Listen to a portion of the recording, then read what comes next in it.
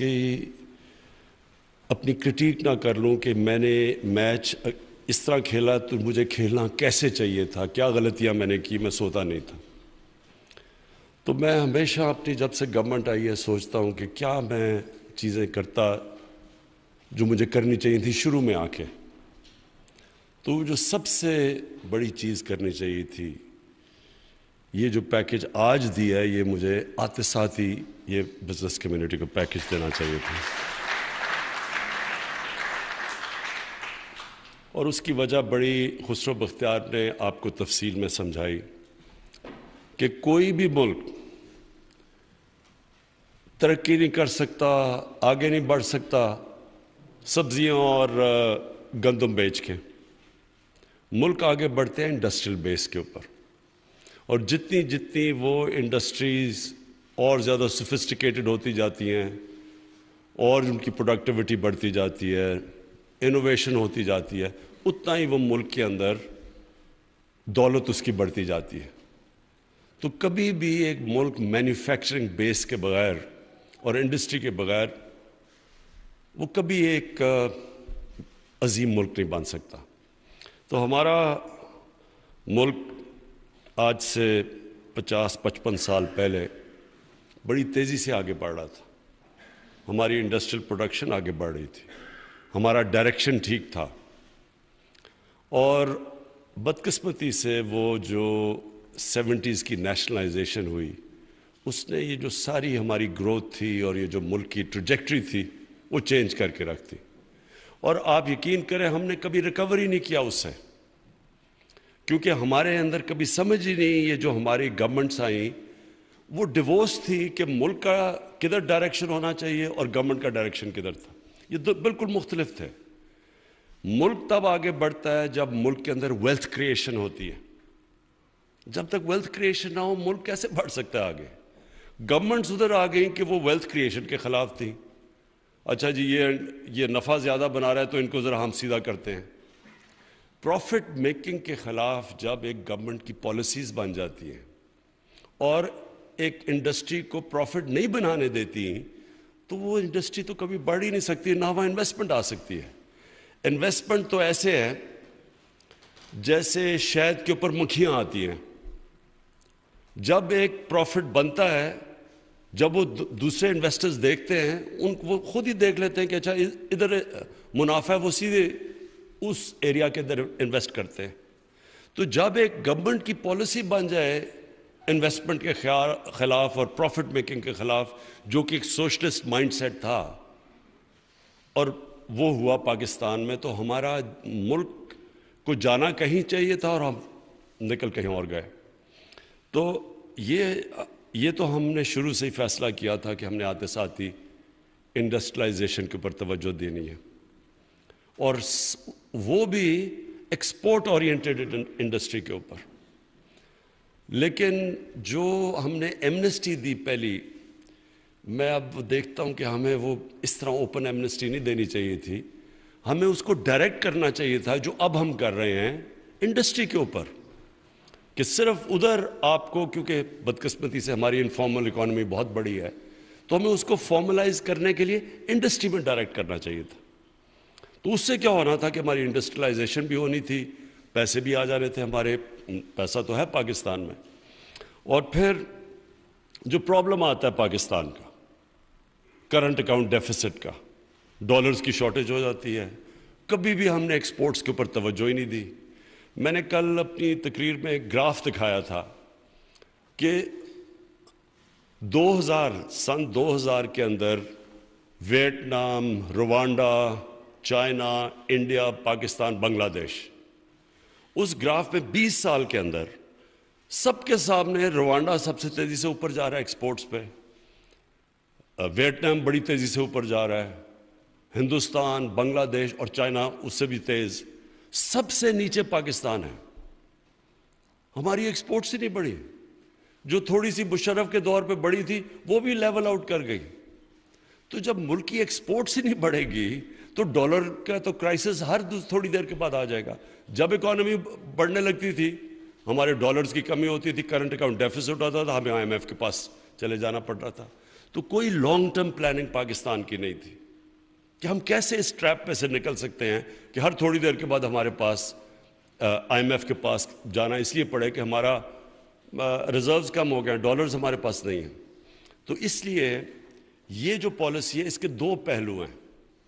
ایک تو ہم نے صرف ان جو پیسہ پڑا ہوا ہے اس ملک کے اندر، جو پلاٹس کے اندر پڑا رہتا ہے، لوگ پروڈکٹیو استعمال نہیں کرتے، اس پیسے کو ڈائریکٹ کر دیا انڈسٹری کی طرف۔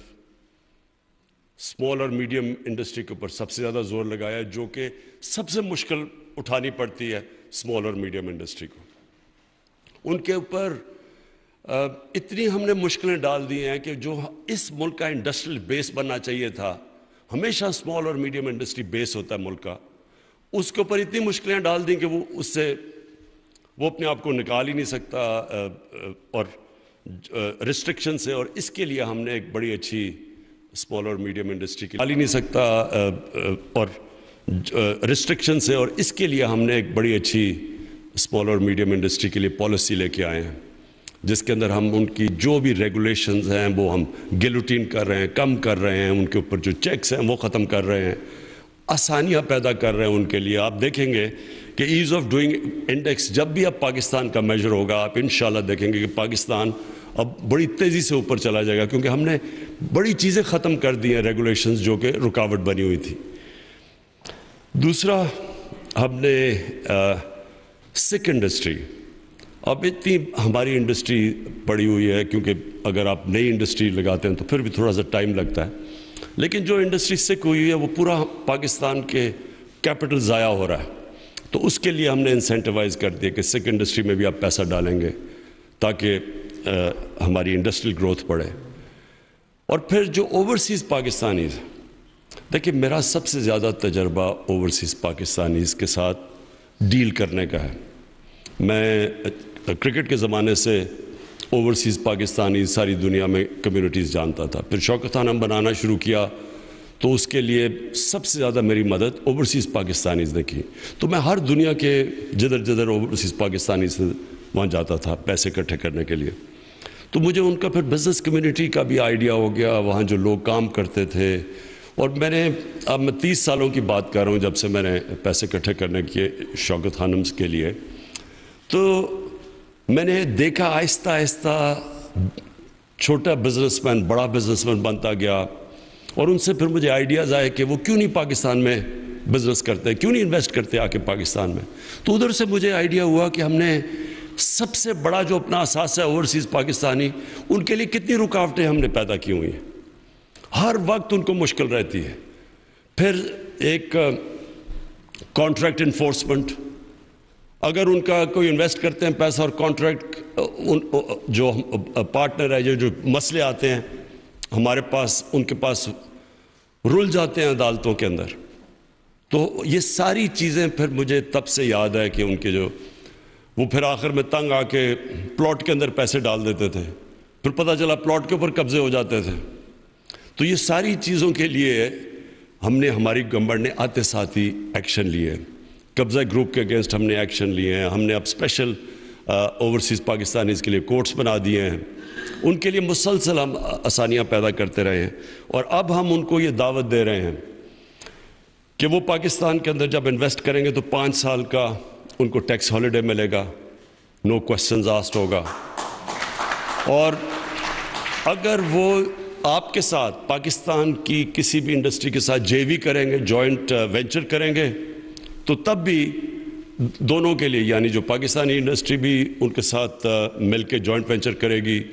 اور اوورسیز، تو ان کے لیے 5 سال کا ٹیکس ہالیڈے کر دیا ہے۔ کوشش اس کی یہ ہے کہ باہر سے ہم کیپٹل اٹریکٹ کریں۔ اوورسیز پاکستانیز کے پاس جتنا پیسہ ہے اس کا صرف ابھی ایک چھوٹی سی رقم آ رہی ہے پاکستان میں، اور یہ جو ابھی اب بات کی، ہم نے ان کو تھوڑا سا ریمیٹنسز میں انسینٹیوائز کیا ہے، تو آج ریکارڈ ریمیٹنسز $30 ارب سے اوپر آ چکی ہیں پاکستان میں، ہم نے صرف تھوڑے انسینٹیوز دیے ہیں۔ تو جب ہم ان کے لیے اب یہ ٹیکس ہالیڈیز کر رہے ہیں اور انشاءاللہ اور بھی ان کے لیے آسانیاں پیدا کر رہے ہیں، تو جیسے اگر ان کو اعتماد ہو گیا کہ وہ اپنا کیپٹل لا سکتے ہیں انویسٹ کرنے کے لیے انڈسٹری میں، تو اصل میں یہ ملک جو ٹیک آف کرے گا انڈسٹریلی، وہ سب سے ٹیک آف کرے گا جب اوورسیز پاکستانیز جو وہاں کامیاب بزنسز ہیں، جو کامیاب انڈسٹریز جنہوں نے لگائی ہوئی ہیں، جب وہ اپنا پیسہ لے کے آئیں گے اور یہاں انویسٹ کریں گے، کیونکہ ان کے پاس سکلز بھی ہیں، ان کے پاس کیپٹل بھی ہے، صرف کانفیڈنس چاہیے ان کو اور انسینٹیوز چاہیے. تو ہم نے پھر یہ صرف اپنی انڈسٹری کے اندر لوگوں کو انویسٹ کرنے کے لیے دعوت نہیں دے رہے، آج ہم اوورسیز پاکستانیز کو بھی پورا موقع دے رہے ہیں کہ آپ بھی اپنا پیسہ لے کے آئیں اور پاکستان کے اندر انویسٹ کریں. آپ کو سب کو پتہ ہونا چاہیے کہ جب چائنا اور انڈیا جب انہوں نے اپنی اکانومی کھولی تھی اور جب ایک دم ان دونوں کی 90 کی دہائی میں شروع ہوئی تھی ان کی گروتھ،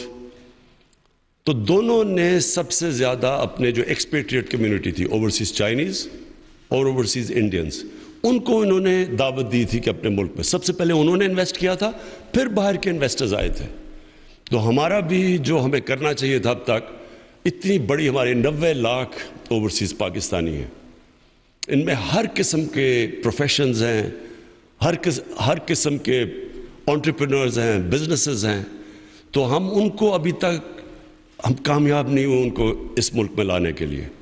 تو یہ انڈسٹریل پالیسی ان کے لیے بھی ہے، پاکستان کے اندر بھی اسمال اور میڈیم انڈسٹری کو انسینٹیوائز کرنے کے بھی ہے، اور انشاءاللہ جو کہ ابھی تک نہیں ہوا،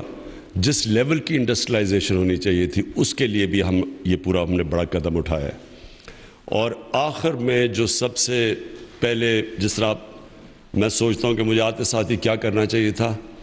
ایک تو یہ انڈسٹری کے لیے صرف ایمنسٹی دینی چاہیے تھی انڈسٹری کے لیے انویسٹمنٹ کے لیے، اور دوسرا جو آئی ٹی ہے، انفارمیشن ٹیکنالوجی، ہندوستان کہاں سے کہاں پہنچ گیا. اور ہم دیکھیں کہ ہماری ان کے مقابلے میں خیال میں ان کے 140 ارب ڈالر ایکسپورٹ ہے آئی ٹی کی، اور ہم ابھی 70% ایکسپورٹ بڑی ہے ہمارے آتے ہوئے، لیکن وہ کچھ بھی نہیں ہے، مشکل سے 4 ارب ڈالر بھی نہیں ہے، یہ کچھ نہیں ہے. اور اس کی وجہ یہ ہے کہ ہم نے اپنے فری لانسرز کو، اپنی آئی ٹی کمپنیز کو انسینٹیوائز ہی نہیں کیا. ہم نے ان کو ایسے رکھا جیسے عام انڈسٹری کو ہم ٹریٹ کر رہے ہیں. آئی ٹی انڈسٹری بالکل مختلف ہے، اس کی ریکوائرمنٹس مختلف ہے، ان کے انسینٹیوز مختلف ہیں. تو یہ پہلی دفعہ اب ہم نے ان کو پوری طرح انسینٹیوائز کیا، اپنے انفارمیشن ٹیکنالوجی کے سیکٹر کو، کمپنیز کو بھی، فری لانسرز کو بھی ہم نے پوری طرح اب انسینٹیوائز اور چھوٹ دی ہے. کیونکہ یہاں تو ایک ینگ پاپولیشن ہے، ہماری دنیا میں دوسرے نمبر پہ سب سے نوجوان آبادی ہے، اور یہ آئی ٹی کے لیے یہ تو سب سے بڑی ریکوائرمنٹ ہے.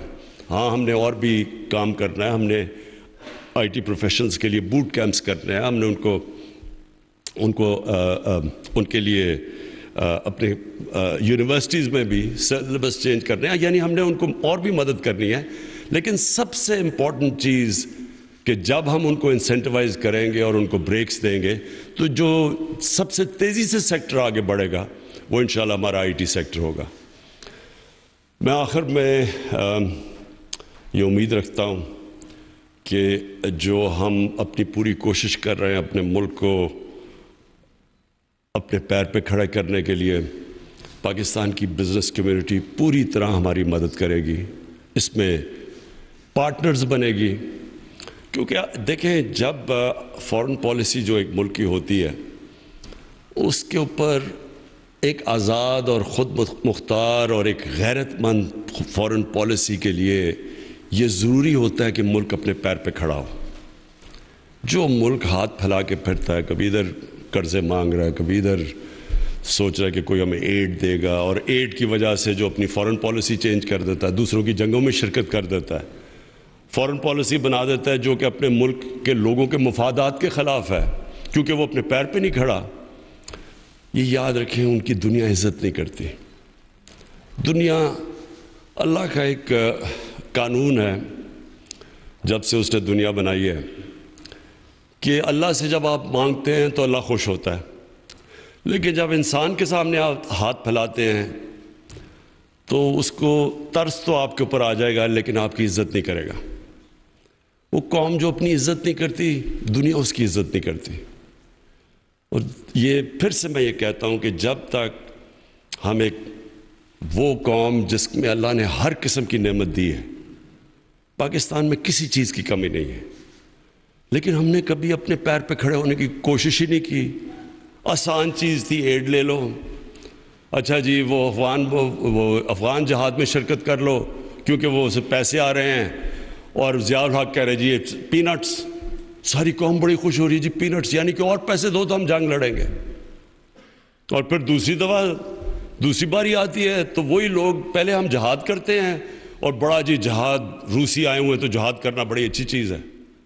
11 سال کے بعد جب امریکی افغانستان میں آتے ہیں، اب جی جہاد دہشت گردی بن گئی ہے.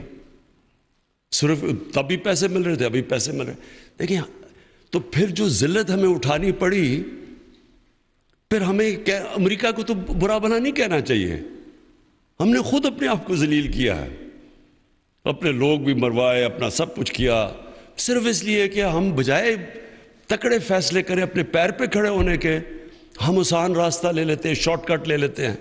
کوئی زندگی میں شارٹ کٹ نہیں ہوتا. آپ نے اگر اوپر جانا ہے محنت کریں، آپ اپنی غلطیاں دور کریں، سیکھیں اپنی ماضی سے کیا غلطیاں کی ہیں. اور سب سے بڑی ہم نے غلطی کی کہ ہم نے کبھی اپنی ایکسپورٹس کو زور نہیں دیا. کبھی بھی ملک جس کی ایکسپورٹس ہی نہیں بڑھ رہی، ادھر اس نے کیسے اپنے پیر پہ کھڑا ہونا ہے. مہاتر محمد نے مجھے کبھی نہیں بھولتا، پہلی دفعہ 20 سال پہلے ملا تو میں نے ان سے جب پوچھا کہ کیسے ملیشیا ہمارے سے کوئی مقابلہ ہی نہیں کر سکتا تھا، پاکستان اور ملیشیا کا، آج سے 50 سال پہلے. میرے ساتھ HSN کالج میں ان کے شہزادے آ کے پڑھا کرتے تھے. وہ سوچ نہیں کوئی سکتا تھا کہ پاکستان کہاں ملیشیا کا. تو اس نے کہا کہ ہم صرف پہلے ٹن اور ربر بیچتے تھے دنیا کو. ہم نے کہتا میں نے شروع کی الیکٹرانکس ملیشیا میں، پہلے ایک کاٹیج انڈسٹری بنا کے گھروں کے اندر ہم نے کہا اچھا جی تم اسمبلی پلانٹس لگا لو، انسینٹیوائز کر دیا. وہ گھروں سے شروع ہوئے اسمبلی پلانٹس الیکٹرانکس کے، اور وہ 10 سال کے بعد $80 ارب کی ان کی ایکسپورٹس ہو گئی الیکٹرانکس کی. تو ہم نے تو کبھی کسی نے یہ سوچا نہیں کہ ہم صرف ٹیکسٹائل کے اوپر تو ملک نے نہیں اوپر جانا. تو انشاءاللہ جو ہماری اب پالیسی چینج ہے، لانگ ٹرم پالیسیز ہیں، اس کے اندر جو بیس ہوگا، میں صرف اس لیے آج آپ سب کو، میں نے خسرو بختیار کو اور رزاق داؤد کو کہا کہ دعوت دیں ہماری چیمبرز کو، بزنس کمیونٹی کو، تاکہ ہم آپ کو واضح کر دیں کہ ہمارا اب ڈائریکشن کیا ہے. ہم نے انڈسٹریلائز کرنا ہے پاکستان کو، ہم نے ہر قسم کے انسینٹیوز دینے ہیں،